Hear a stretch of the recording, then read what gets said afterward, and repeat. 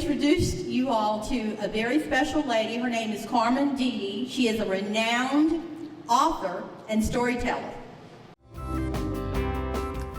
Carmen Agra Deedy was born in Havana and migrated to Decatur, Georgia via Mexico with her family when she was 3 years old.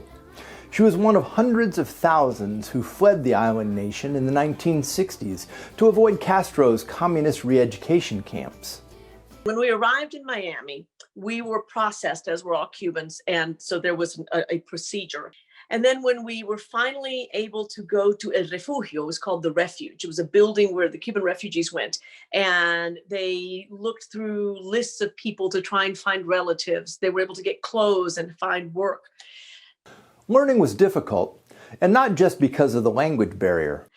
I go to first grade, and my English is serviceable, but I don't understand much of what's being said. And it's in Southern English, a dialect I adore. But as a child, it was trying. I am probably 30 before I find out that I don't hear phonemes clearly. I don't hear sounds clearly, those little tiny sounds that make up every word. I don't hear them very well. In fact, by the time I'm nearly 30, that's when I discover that I've been lip reading most of my life. So when I go to first grade, I'm completely lost. And these were not the times of, this era was not a time when, it was a harsher environment. And I remember that you had to put your hands out and she would whack them with a yardstick. Now that hadn't happened to me, but I had seen it happen to other children. And one day I stayed after school because I couldn't do my numbers. We had just started adding. And the numbers to me, I didn't have the issue of numbers flipping, but I just didn't understand them. I just didn't understand anything, really. I mean, if I'm honest, I was somewhat feral as a child.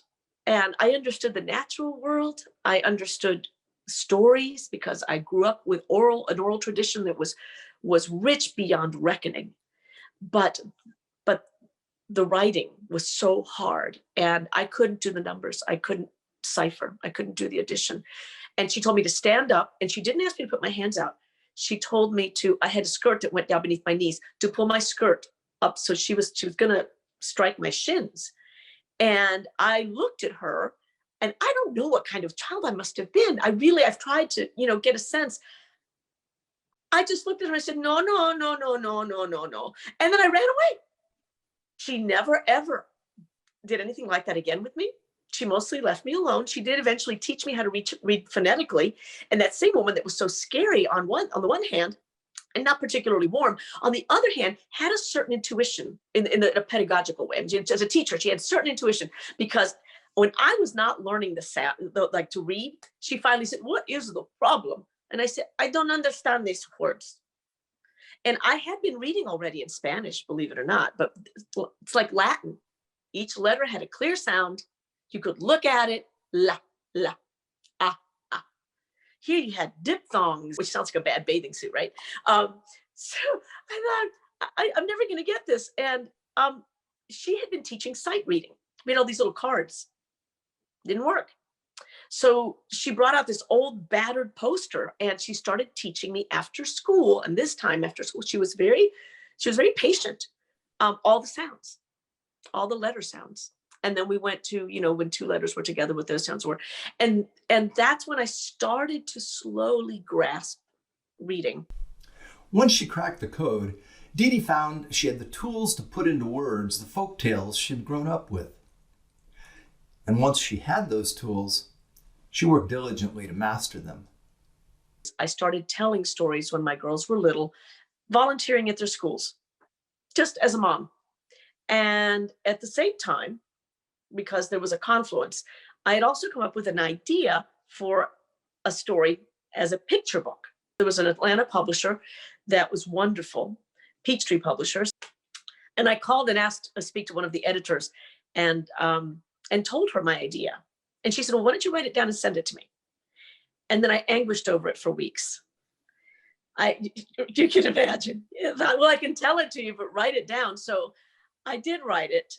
And I remember printing it out on a dot matrix printer. It's dating myself quite a bit. And I took it in person. And I met her and I handed it to her. And then one day I got a phone call. And she said, her name was Susan Thurman. I'll always remember her. She said, so Carmen, I have some news for you. She said, we love your story. Now, I'm an editor and I would be your editor, so we're going to work on it. But we're going to offer you a contract. And I felt my knees buckle. And I broke out in little beads of sweat across my lip. And I had a white knuckle grip on that phone. And I remember just saying, well, that's really wonderful. I'll call you back. And then I hung up. It was an old avocado green phone on the wall that had been my mother's. And I did the dance. I was so happy. It was so incredible. But see, I was 28. I had not yet been diagnosed. I just knew that I loved reading. I loved words. I loved stories. But it was harder for me to write or read than anyone I knew. And how could that be when I had such a passion for it? And that's how I ended up getting tested. When that book was accepted, I found a therapist and I said, I need you to help me figure out my own brain. Her work has won several awards and honors. Hamilton creator Lin-Manuel Miranda selected one of her books as his favorite children's story to read in Spanish as part of Operation Read Aloud, a University of Minnesota literacy initiative. Over time, I learned to accept dyslexia not as something that was a burden that I had to carry, but as an intrinsic part of myself, my brain, the way it's wired, and the unique gift it has given me, the way I approach the world, the way I approach learning, the way I approach others. What does that mean? Well, the way I see what we think of the norm in learning is someone who goes through the woods, A to B, down a straight path. And it's quick and it's easy and it gets them there in a tick. Dyslexics, we take the scenic route. Now, we too arrive at that point. Sometimes it takes us a little longer, but I assure you it's always much more interesting. For a World of Difference, I'm Brad Kuhn.